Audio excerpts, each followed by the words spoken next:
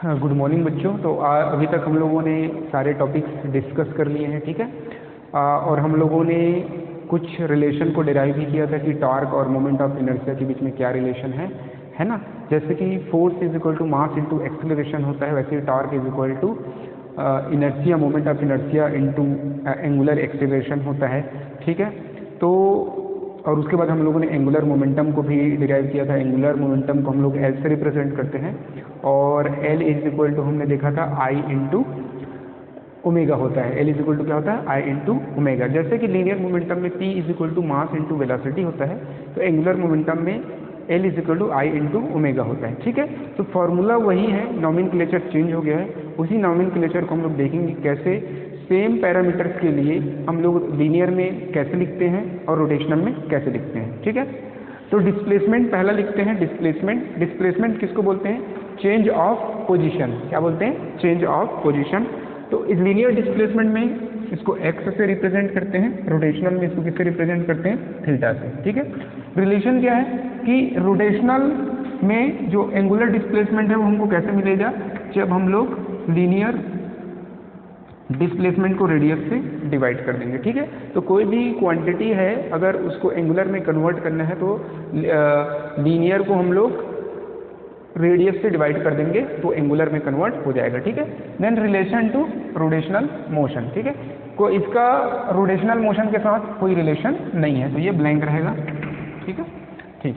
Second quantity है आपका, second quantity है वेलोसिटी। वेलोसिटी को कैसे डिफाइन करते हैं? Rate of change of displacement. Rate of change of displacement linear में किससे डिफाइन करते हैं? v से। इसमें किससे डिफाइन करते हैं? ओमेगा, ठीक है। तो w को फिजिक्स में ओमेगा बोलते हैं, ठीक है। और इसमें क्या रिलेशन हो जाएगा? ओमेगा इज इक्वल टू क्या हो जाएगा? D theta by D R, ठीक है, ठीक है। तो देखिए लीनियर मोशन में वेलोसिटी को हम लोग कैसे बोलते हैं? v, है ना। और v किसके बराबर होता है? D x by D T के बराबर होता है। किसके बराबर होता है? D x by D T के बराबर होता है, ठीक है। रोटेशनल मोशन में ओमेगा किसके बराबर हो जाएगा? रोटेशनल मोशन में ओमेगा जो है D theta by D T के बराबर हो जाएगा, D theta by D T के बराबर हो जाएगा, है ना। और लीनियर से कैसे रिलेटेड है? लीनियर से रिलेटेड कैसे है? ओमेगा इज इक्वल टू कैसा होगा? ठीक है, ठीक है। देखिए एक्स डिस्प्लेसमेंट लीनियर में एक्स था, रोटेशनल में थीटा। थीटा कैसे मिलता है? जब लीनियर को रेडियस से डिवाइड कर देता हूँ, ठीक है। और इस थीटा का रोटेशनल मोशन के साथ और कोई रिलेशन नहीं है, ब्लैंक है, ठीक है। यहाँ तक भी समझना है, ठीक है। फिर वेलोसिटी को क्या बोलते हैं? Rate of change of displacement, है ना। ओमेगा को क्या लिखते हैं? Rate of change of angular displacement. और ओमेगा और थीटा में क्या रिलेशन है? सॉरी, ओमेगा और वी में क्या रिलेशन है? वी बाई आर अगर लिख देते हैं, लीनियर वेलोसिटी को अगर रेडियस से डिवाइड कर देते हैं तो एंगुलर वेलोसिटी बन जाता है, ठीक है। अगेन यहाँ पर रोटेशनल के साथ कोई रिलेशन नहीं है। ये रोटेशनल वेलोसिटी है, तो रोटेशनल वेलोसिटी का किसी अन्य रोटेशनल पैरामीटर के साथ कोई रिलेशन नहीं है, ठीक है।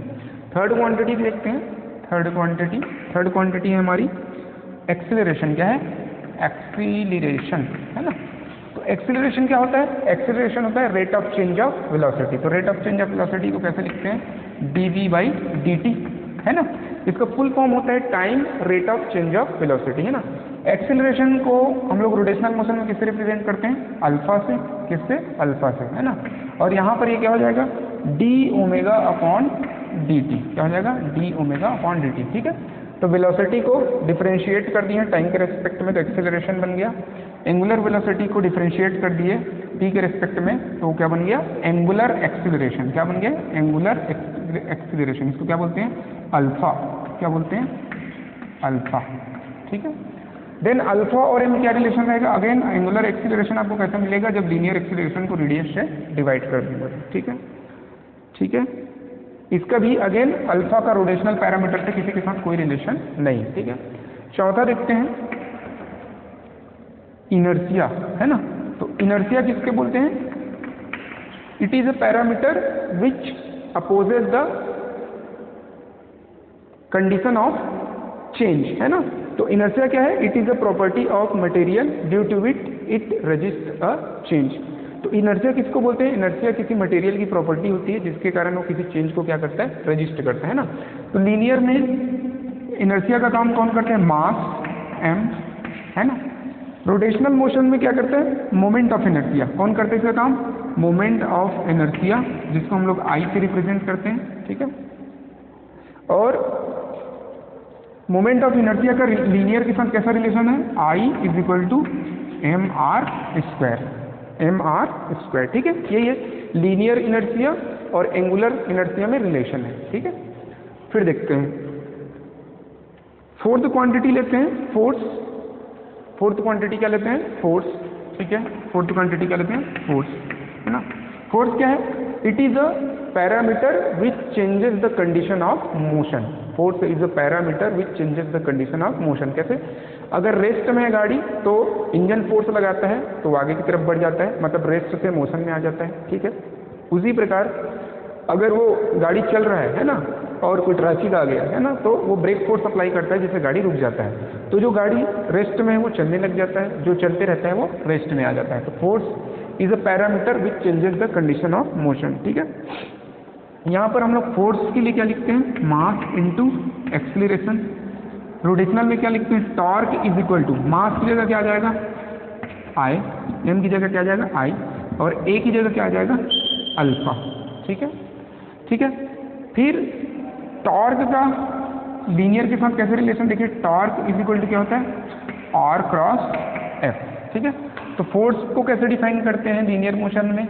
अगेन फोर्स को रोटेशनल मोशन में कैसे डिफाइन करते हैं? उसको हम लोग क्या बोल देते हैं? टॉर्क बोल देते हैं। क्या बोल देते हैं? टॉर्क, है ना। देन यहाँ पर ये लीनियर के साथ कैसे रिलेटेड है? आर क्रॉस एफ से रिलेटेड है, ठीक है, ठीक। तो ये आपका हो गया टॉर्क, ठीक है। और यहाँ पर भी ये टॉर्क जो है रोटेशनल पैरामीटर से कैसे कनेक्ट है? Torque is equal to I into alpha, ठीक है, ठीक, ठीक है। Sixth, momentum. मोमेंटम को कैसे डिफाइन करते हैं? Momentum, linear momentum is equal to product of mass into velocity. Momentum, momentum, है ना। इसको रिप्रेजेंट किससे करते हैं? P से, है ना। और P is a vector quantity, P is a product of mass into velocity. Dot product होता है, क्या प्रोडक्ट होता है? डॉट प्रोडक्ट, ठीक है। देन यहाँ पर एंगुलर मोमेंटम L, इसको किससे रिप्रेजेंट करते हैं? L से, एंगुलर मोमेंटम को L से, है ना। तो एंगुलर मोमेंटम को हम लोग कैसे रिप्रेजेंट करते हैं? देखिए, L इज इक्वल टू क्या हो जाएगा? M की जगह क्या आ जाएगा? I, है ना। V की जगह क्या आ जाएगा? ओमेगा, है ना। और ये लीनियर के साथ कैसे कनेक्ट है? देखिए, L इज इक्वल टू क्या होता है? Moment of momentum, R cross P। क्या होता है? R क्रॉस P, है ना, R क्रॉस P, ठीक है, R क्रॉस P, ठीक है। देन हम लोग सेवेंथ देखते हैं। सेवेंथ क्या है? Kinetic energy. क्या है? Kinetic energy. काइनेटिक एनर्जी को कैसे रिप्रेजेंट करते हैं? 1/2 mv²। यहाँ पर क्या हो जाएगा? 1/2 m की जगह I, v की जगह ओमेगा स्क्वायर, ठीक है, ठीक है, 1/2 I ओमेगा स्क्वायर। इसका कोई रिलेशन नहीं लीनियर मोशन के साथ, ठीक है। Then potential energy. Potential energy को कैसे रिप्रेजेंट करते हैं? ये हो जाता है potential energy integration of F D X, integration of F D X. Rotational motion में कैसे करते हैं? P E is equal to integration of F की जगह क्या हो जाएगा? एफ की जगह क्या हो जाएगा? Tau into D theta, tau into D theta, ठीक है। Potential energy due to rotation है। ये क्या है? Potential energy due to rotation, potential energy due to linear motion, ठीक है। इसमें कोई रिलेशन नहीं है, ठीक है। ये वाला कॉलम हम लोग इरेज कर देते हैं, ये कॉलम का ज़्यादा यूज नहीं है हमारा, ठीक है, ठीक है। देन पोटेंशियल एनर्जी के बाद क्या आता है? पावर। क्या आता है? पावर, ठीक है। तो पावर को कैसे रिप्रेजेंट करते हैं लीनियर में? P is equal to force into velocity, है ना। पावर का एक फॉर्मूला जो होता है वर्क डन बाई टाइम होता है। क्या होता है? वर्क डन बाई टाइम, है ना, W/T। यहाँ पर W एंगुलर नहीं है, यहाँ पर W वर्क डन है। क्या है? Work done. यहाँ पर W एंगुलर वेलोसिटी है, ठीक है। तो P is equal to work done को क्या लिखता हूँ, force into displacement upon time, है ना, force into displacement upon time, ठीक है। तो यहाँ से डिस्प्लेसमेंट अपॉन टाइम क्या बन जाता है, वेलोसिटी Fv, ठीक है। तो P को हम लोग इस फॉर्म में भी लिख सकते हैं और फोर्स इनटू वेलोसिटी के फॉर्म में भी लिख सकते हैं, ठीक है। तो यहाँ से देखिए पावर क्या हो जाएगा, पावर इज इक्वल टू क्या हो जाएगा, टॉर्क इनटू ओमेगा, ठीक है, टॉर्क इनटू ओमेगा। तो किस प्रकार से वेलोसिटी, एक्सीलरेशन और सारे पैरामीटर को हम लोग लीनियर और रोटेशनल में लिख सकते हैं, उसके बीच में हम लोगों ने क्या देखा है, रिलेशन देखा है, ठीक है, ठीक है। तो ये नोट्स आप लोग नोट कर लीजिए। और मैंने मोमेंट ऑफ इनर्शिया के बारे में आप लोग को बताया था, तो कुछ स्टैंडर्ड शेप के मोमेंट ऑफ इनर्शिया है, जैसे रिंग है, स्फीयर है, सिलेंडर है, उसके बारे में हम लोग अभी डिस्कस कर लेते हैं, ठीक है। तो हम लोग मोमेंट ऑफ इनर्शिया को डिराइव नहीं करेंगे, पर्टिकुलर शेप के लिए हम लोग डिराइव नहीं करेंगे, उसकी डायरेक्ट वैल्यू याद करेंगे, उसके बेसिस पे हम लोग क्या करें, न्यूमेरिकल करेंगे, ठीक है।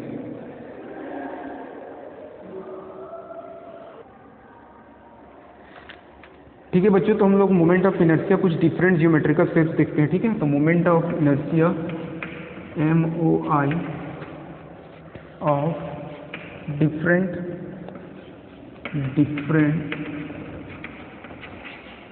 Geometrical shapes,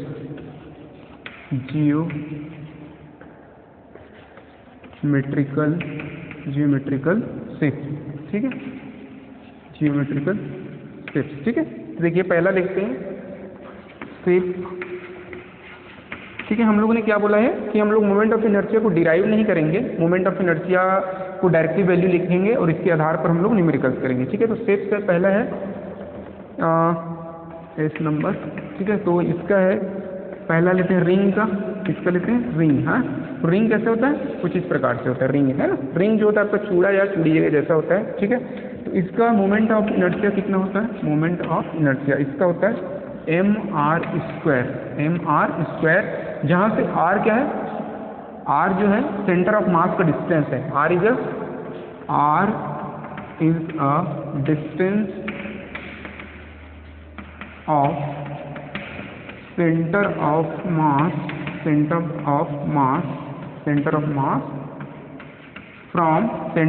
mass from axis, from rotational axis, ठीक है, रोटेशनल एक्सिस, ठीक है। देन सेकंड क्या है, डिस्क कैसे रहता है, डिस्क गोल रहता है, लेकिन इसमें कुछ लेयर लगा होता है, डिस्क जैसे सीडी वगैरह जो होता है वो डिस्क होता है ना। तो ये हो गया आपका डिस्क हो गया, ठीक है, ऐसे ही रहेगा। लेकिन डिस्क, रिंग में क्या रहता है, बीच हॉलो रहता है, डिस्क में आपका क्या रहता है, बीच जो रहता है हॉलो नहीं रहता, भरा हुआ रहता है, ठीक है।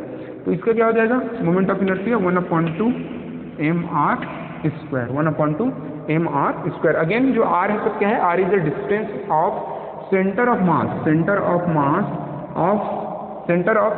मास, ठीक है। यहाँ पर लिख दिए centre of mass of ring, तो r is the distance of centre of mass of a ring from rotational axis मतलब जैसे ये रिंग हो गया, ये क्या हो गया, रिंग है ना। तो सपोज इसका सेंटर ऑफ मास कहाँ पर है, बीच में है ना। तो जो r क्या है, डिस्टेंस है ना। और ये जो रिंग है इस एक्सिस के चारों तरफ ऐसे घूम रहा है, ऐसे चारों तरफ घूम रहा है, ठीक है। तो ये जैसे एक्सिस हो गया, तो रिंग जो है चारों तरफ ऐसे घूम रहा है, ऐसे है ना। तो इस एक्सिस पे जो सेंटर ऑफ मास, जो सेंटर है रिंग का डिस्टेंस है, उसको मैं क्या बोला हूँ, r बोला हूँ, ठीक है। तो ये डिस्क के लिए क्या हो गया। देन थर्ड है सिलेंडर, क्या है, सिलेंडर है ना। अब सिलेंडर दो प्रकार के हो सकते हैं, कितने प्रकार के, दो प्रकार के। एक हॉलो सिलेंडर हो सकता है, हॉलो सिलेंडर का शेप आप लोग देखे हो, और एक सॉलिड सिलेंडर हो सकता है, सॉलिड सिलेंडर है ना। तो हॉलो सिलेंडर के लिए जो हमारा मोमेंट ऑफ इनर्शिया है वो कितना है, mr स्क्वायर, सेम इसके जैसा ही ये, और ये क्या है, सेम है ना। और सॉलिड के लिए कितना है, हाफ mr स्क्वायर, ठीक है। मोमेंट ऑफ इनर्शिया का बात कर रहे हैं, ठीक है। फिर फोर्थ क्या है, स्फीयर से लेते हैं, किसके लेते हैं, स्फीयर है ना। अगेन स्फीयर दो प्रकार के हो सकते हैं, स्फीयर जैसे टेनिस बॉल है, फुटबॉल है, तो these are the example of hollow sphere है ना। और जैसे कि आप लोग का शॉर्टपुट्स है, अर्थ है हमारा, मून है, ये सब these are the examples of